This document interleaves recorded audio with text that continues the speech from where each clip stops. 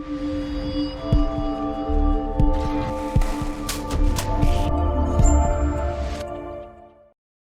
everyone and welcome back to UE5 BP Guru. Welcome back to the member series for the Pokemon multiplayer tutorial series. We're going to be looking at now, I should probably have had something open, shouldn't I, to show.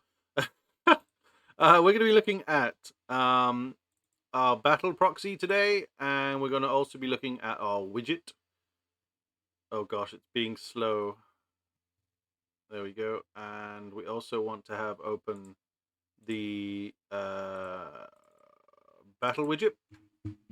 Okay, so in the last few episodes we got all the information starting to load in other than the status. We've also got the move slots now starting to formulate as well. So that's kind of most of our setup done, and we're ready to now start ticking off each one of these. And the first one we're going to do is running, just because it's nice and short and easy. And let's begin in our widget first of all. So the first thing you want to do is come down to find your run button.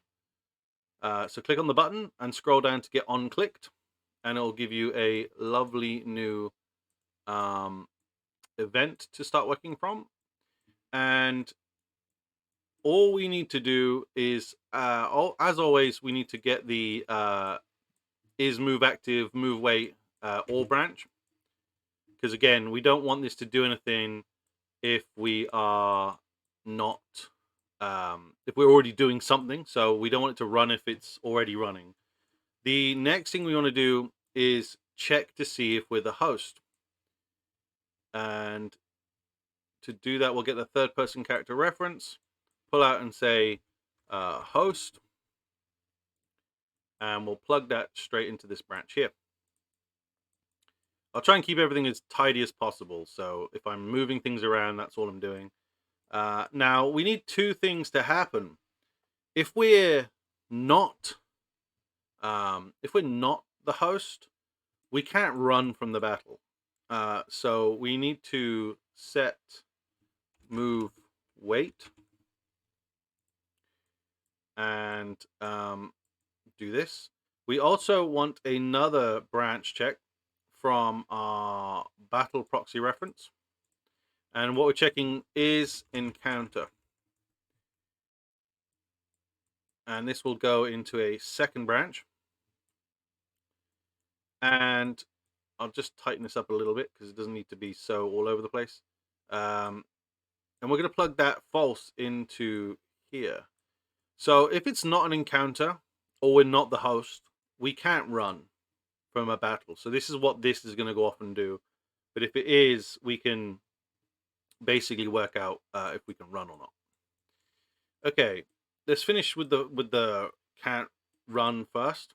So I need to set up a new thing on the designer. Now, if I get a image, and we'll bring that out to sort of about here and bring it down to where the capture button bit is there. And we'll make it about, that looks good to me. We'll just round this off as an 850 and a 200, like so. And we'll just make sure it aligns a little bit better with everything else. It's going to change anyway. On the right hand side on the draw as, we're going to draw as a rounded box, like so. We're going to change the tint to, I always like to go for black and then 0.5. That's kind of like the normal YouTuber way. And we're going to set this as, the best naming convention is DB for dialog box and then background. And we want that to be a variable. And then we're going to get the text, plug that in here, and we're just going to make it the size of this and bring it all the way down. And we're going to just set that to be in the middle on the justification. And I'm just going to make the font a little bit smaller. Let's say about 18 should be good. And that's going to be our dialog box, so DB and text. And we're going to set that to a variable. And oh, the one thing I should do is also anchor them both to the bottom so they don't go anywhere. If we then go back to our event graph, we can get both of those things, drag them out. And this is basically going to control most of our dialog box conversation. So like so, and then we're going to set visibility to visible. Also, one thing I forgot to do was set them both to hidden in the designer. So go back into the designer, make sure they're both selected, scroll down, and you should see under behavior, it's visible. Just send that to hidden, and those won't appear when you first start the battle. The next thing then we want to do from that is get the text and set text, like so, plug it in, reroute that off so it's nice and tidy, and we can set this to whatever we want it to be. So you can't run from a trainer battle, and then we'll do a delay of like 2 seconds maybe. I think should be good enough. And then we can take all three of these, copy them back and say hidden, and then reset move weight to false. That will take care of not being able to run from the battle that way. The next thing we need to do is set this to player has chosen. No, set. We need to set that. Set player has chosen to true. Make a little comment, a little reroute node just to keep everything tidy so we can see what's going on. From this, I'm going to bring this up a little bit because I want to do this. From this, we want to set player p move type to running. And then finally, we just need to say is move active. Nope. Set move active to true. And that will take care of the rest. You can comment this off and say running if you want to, or running code, running widget. It would work actually, probably quite nicely. And just slot that in somewhere nice and tidily away. And that's going to take care of everything in the widget. And what we can do now is head back over to the battle proxy. We're going to create a new custom function, or custom event, should I say even, and we'll call this run from battle. And we're going to call this only on the player, like so. It's the only person that can actually run from a battle is the host. The joiner can never run from your battle. In this example anyway. Realistically, you would, if you're going to do the multiplayer route, you're going to need to eventually work out a way that if a person doesn't make a move, then potentially you'll need a sort of timer or some form of a certain event timer that basically will kick you out of the battle if you don't make a move. So that's something that I will maybe cover in this series. I don't know. I haven't done it for my own game yet, but that is something that I will definitely need to have to do at some point. So I know everyone else will as well if they want to do that route. But I'm mainly at the moment just focusing on showing you how to do the battling side of things. But as I say, if we have time, maybe we'll cover that down the line. Now, we don't need to pass any teams through because we know at this point in time only the player can run from a battle. So we're going to get the player team, and we're going to run that through a for each loop with a break. You need to make sure you have the break on this. Put that into the execute pin, and then the next thing we're going to do is go for a branch. What we need to do is get the current player index and do an equal, like so, and then we're just going to get plug them in like that. Once they are equal, we're going to run to this break because we know we have the right information held within this array. Then we are going to break that. Oh gosh, break that Pokemon information, and the only thing we need from this is the given name. So you can get rid of everything else and just grab that. And I want a string append. I'm going to plug the Pokemon name into there and say space is attempting to flee. And we'll then do that to a 2-text string. But before we get to using that, what we need to do is set the visibility of our box. So we're going to get db. Where are you? Why are you not showing up? So I think the problem with this was assigned the user widget variable. We want this to be the battle widget. So we're going to just change that up and see what happens. Okay, so yeah, make sure that this set widget is the same as the battle widget type, not the user interface type. And we should now, in theory, be able to plug this in. There we go.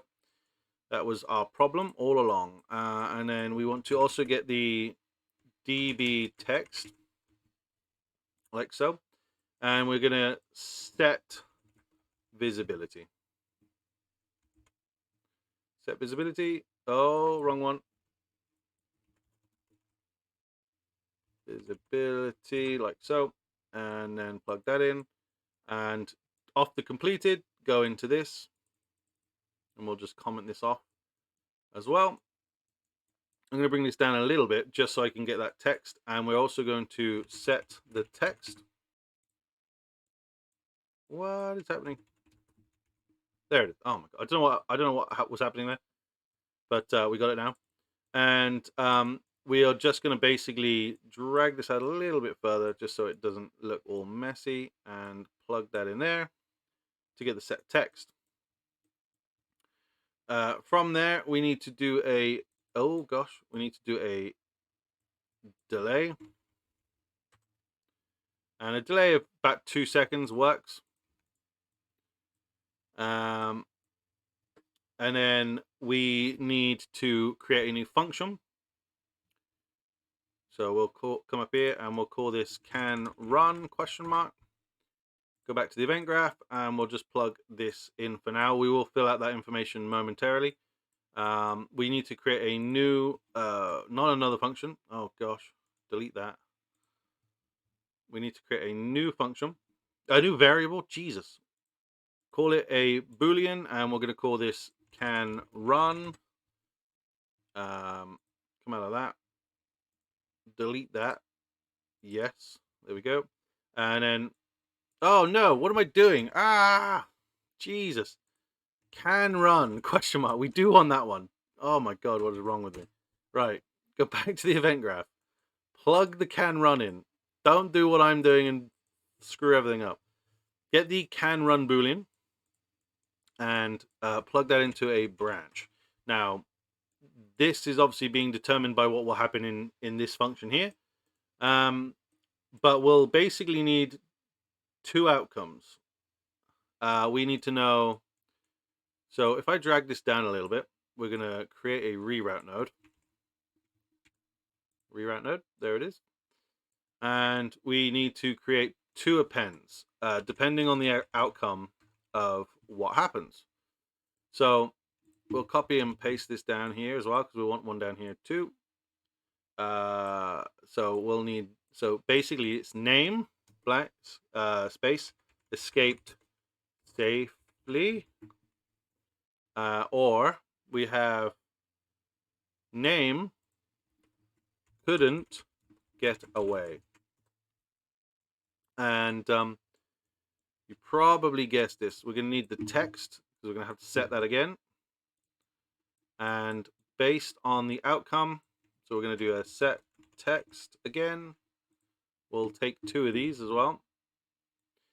And if it's true, we need to bring this back a little bit. I've overserved myself space. Just do that. It doesn't matter too much. Plug that one in there.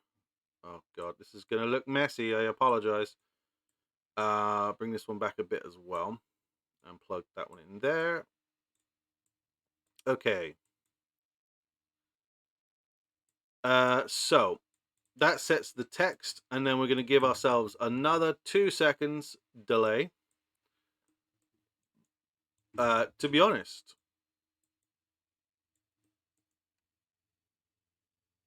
we've got 2 seconds. I'd probably say only a second. We'll set the text. They have a second. It decides can they run, and then oh, that's why it's 2 seconds. So it updates the text. And then if we fail, we if we can run. Now this will only ever be the player. So we do this, and then we say battle end, and we will plug the player's team into that.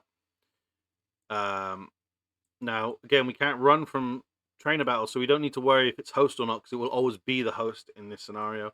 And if we fail to run, we wait 2 seconds again so we can see the message. We'll set that to hidden. And then we say enemy turn. We also might want to switch the camera. So get a camera switch and set that to the player camera. Overview camera is probably better. And do it like that. You also might at the start of this run from battle want to switch the camera to the party camera, so that we're definitely looking at the player's ringmon. And so by doing all of this, we just need to fix this can run next, but that's the main code out the way. So the next thing we need to do is to grab our enemy team, because that's who we're running from. So we're going to get our enemy team. We're going to do a for each loop, and we're going to check if this is equal. We're going to get our current enemy index and check that that's equal to that one. And we're going to do a branch. And we're going to plug that in. And we're going to do a break. And we're going to get our final stats for our enemy. And we're then going to break that again. And all we're looking for is the speed of that Pokemon. And then we're going to divide it by 4. And then we're going to see if that is less than 1. If their HP is less than 1, I believe we can just run. So we'll grab our can run and do that. So, for example, if they have 3 HP remaining, and you will divide it by 4 and see if it's less than 1. So if they have 3 HP, we'll be able to run no matter what. Anything that's lower than 3 health, it's pretty much a guarantee we're gonna win, we're gonna be able to go in this scenario. But if that's false, we need to get our player team, run that through a for each loop, and find our current player Pokemon that we're using. And we're going to break that as well. And we're looking for the final stats for that as well. So again, get rid of all of those and just leave your final stats. Break that. And then we're just going to get the speed. And we're going to times that by 32. And then we divide that by the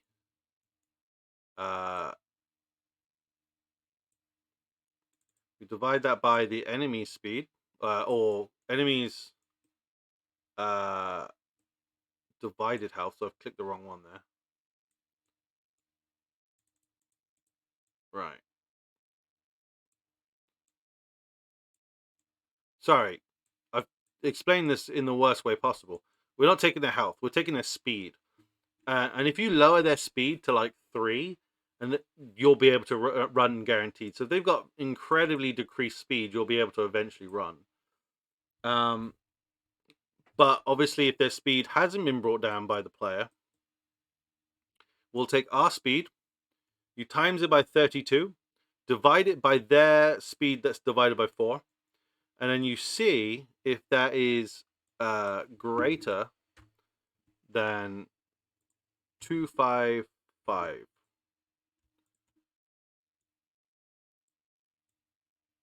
And then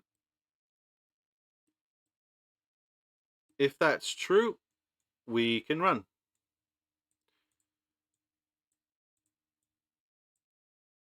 And then if that's not true,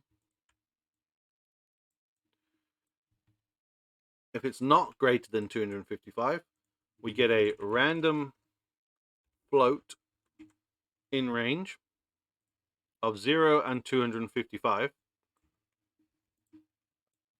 And if that figure is less than our divided figure here, then we can also run. And if it's not, we can't run. I'm sure I probably could have put this in a math expression, but it was far easier with all the broken down variables to just make it a little bit easier to understand what's going on. So I'm just going to go back through this one last time. We get the enemy, we get their speed, we divide it by 4, and we say, is that less than 1? So again, if you bring their speed down using stat attacks and get it down to, like, let's say 3, it will definitely be less than 1. So we can run. But if it's not, we get our player's information, or our party Pokemon's information. We times their speed by 332. We then divide it by whatever this Pokemon speed is. If it's over 255, we can run. If not, we get a random floating range of from 0 to 255. And if our randomly generated number is less than whatever this worked out to be, then we can run. And if it's not, we can't. And that's simple as that. And if we go and test this now, we should hopefully be able to run from the battle, or at least simulate it that it's working basically. So let's go and have a look. If we jump into the box, there's Squirtle, we got our Bulbasaur, and we click on run. Dave is attempting to flee. Dave is attempting to flee, escape safely. Oh, I didn't clear off the other one, but that's fine. And then, have we written? First of all, let's go back to the event graph. Oh, I see what I've done wrong here. I've taken the wrong I was only looking for the name, not for the attempting to flee part. So that's that fixed. If I go to my battle end, so this is actually from the battle proxy. That is the get. We want to get the enemy Pokemon, plug that in. So I'm fixing up some issues here that I just realized. So one thing is that, and then the get Pokemon, player Pokemon, and we plug that in there. Basically, what this does is just clears off any remaining Pokemon on the battlefield, so that when we spawn in next time, there's not just extra Pokemon. I can't remember what that is for, though. Oh, that's for the player HUD, but we haven't built that yet. And then input mode. I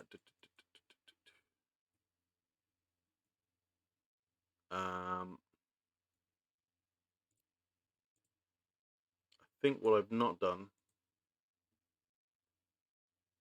I think what we want to do is we need to get the player controller.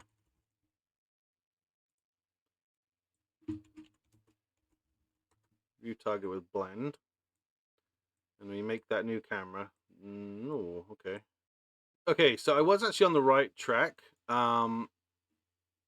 with the player controller. I just didn't put the right one in. So if we get the player controller again and view target with blend, and we stick that in and plug that in there. And what we actually needed to do was get the player character like so and plug that in there. And if we compile and test now, we should be good to go. I've called him Fave. Dave. Always Dave. So if we get a Charmander now, we might not be able to run. I don't know. It depends on the speed stat more than anything, but let's just try and run. Dave attempts to flee. Dave escapes safely. Fantastic. And we're back. There we go. And then we can run around again. Happy as Larry. And then if we go back in again, we can just try again. I do need to set the cursor back to false. I've just noticed that as well because it stayed active. But again, very simple fix. Oh, did he not run? He didn't run. What's going on now? Oh, it's because he can't attack yet. There's actually no way of attacking yet. So it just freezes everything. But to fix that controller thing... Oh. Because that's set to true. There you go. Easy fix again. So, yeah, that's running from battle, basically. He didn't flee the last time, but obviously if the other one was able to attack, you'd be able to attack and then attempt to flee again and all that sort of stuff. So, yeah, hopefully you found this useful. That's running from a Pokemon battle in a nutshell. Hopefully you've liked this. If you have, hit that like button. And obviously, as always, thank you for being members. And I'll see you next time. Much love. Take care. Bye.